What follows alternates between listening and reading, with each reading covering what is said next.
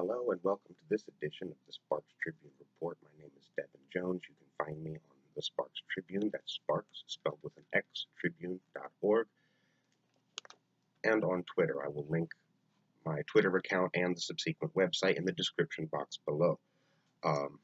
Kamala Harris is pandering bigly, twice in a row, and I want to talk about it. At any rate, Kamala Harris, on February the 15th, Ian Sams, press secretary for Kamala Harris, tweeted a picture of Harris putting hot sauce on her food and tagging the hot sauce brand at Texas Pete in the tweet. Twitter proceeded to give Harris a proper dressing down, ratioing the tweet with a plethora of comments pointing out the obvious placating, obvious pandering that was taking place before their eyes. They don't feel like we can identify this. They don't feel like we see or notice anything, that we can't tell pandering when we see it. A bunch of people did, however. I'd like to read a few of the responses. Jennifer replied, "It's like you think we're stupid and hot sauce makes us not notice she has no platform posted. Oh, wait." Xenophrenia responded, "Pulling another Hillary hot sauce promotion. Seriously?" Putin's side chick, I like that name, that's funny.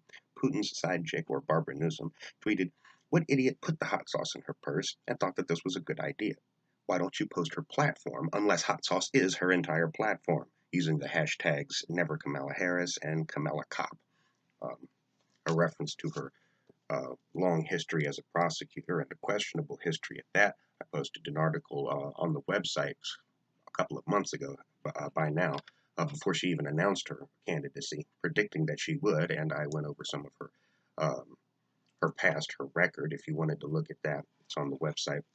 At any rate, but that was a reference to her history as a prosecutor.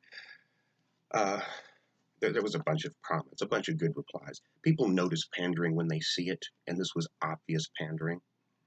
But despite having been called out for pander's ways, Kamala Harris did not take notes. She did not self-reflect, but rather she rinsed and repeated the same procedure the very next day, this time pandering to the LGBTQ community.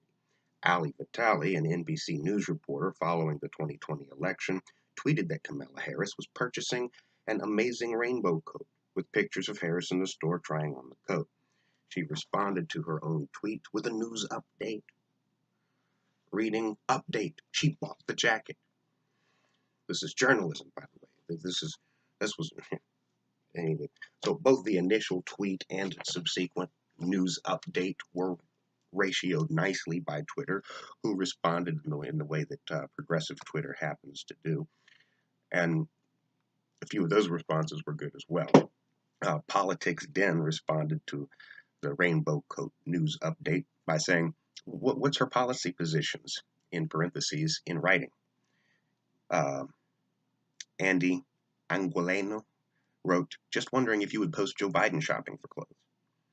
Mike K responded with his own joyous vitriol at the news report itself, not so much as a response to Kamala Harris's pandering, but Mike K responded, "Journalism at its finest."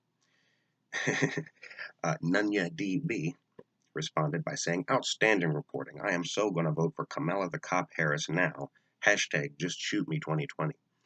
And I read through a lot of these responses, and it didn't seem like the pandering itself was being called out, other than the fact that it was a photo op and it was stupid. Everyone recognized the stupidity of the photo op, but I guess it was less than obvious that she was pandering to the LGBTQ community, purchasing this extraordinarily flamboyant coat.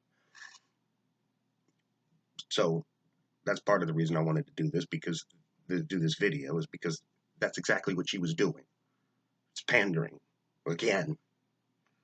And it's like people don't, or at least people in the Washington, D.C. bubble, don't see how this tactic is rendered null and void from Hillary Clinton's attempts at the same in 2016 with her hot sauce in her bag comment, or her Pokemon Go to the polls comment.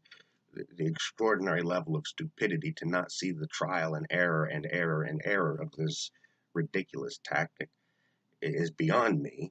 That people can, people know stupid when they see it. Okay? but this is it's to fill the vacuous void of a lack of a platform page, a lack of policy positions.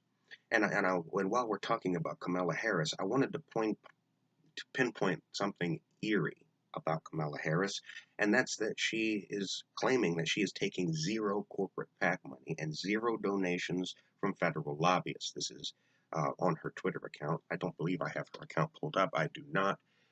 At any rate, I find that eerie.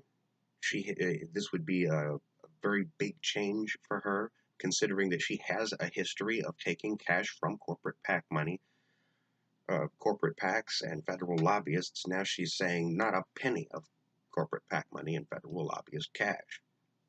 I find that eerie. Big red flag goes up there. Uh, she's not on the progressive side, and anyone. I mean, we live in the era of the internet. Information is free, and but anyhow, she's devoid of platform positions. But I did want to say that I think I found one of her platform positions buried in the bio of her press secretary, the same aforementioned, what was his name, Ian Sams, the initial tweet that I referenced, where she was putting hot sauce in on her food. Yes, that panderous tweet was from Ian Sams. But Ian Sams is her national press secretary, according to his bio. And in said bio, I wanted to note that I think I found perhaps her only platform position in his bio. Other than stating that he is the national press secretary for Kamala Harris, Ian Sams has a quote in his bio: "There's no such thing as someone else's war." Again, which may be her only platform position. Watch out for Kamala Harris and her panderous ways.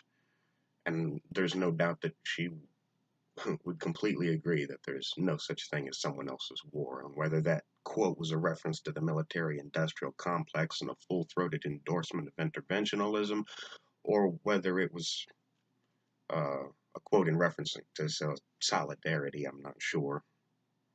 But it was apt and fitting that it be mentioned, particularly in light of her lack of a platform page.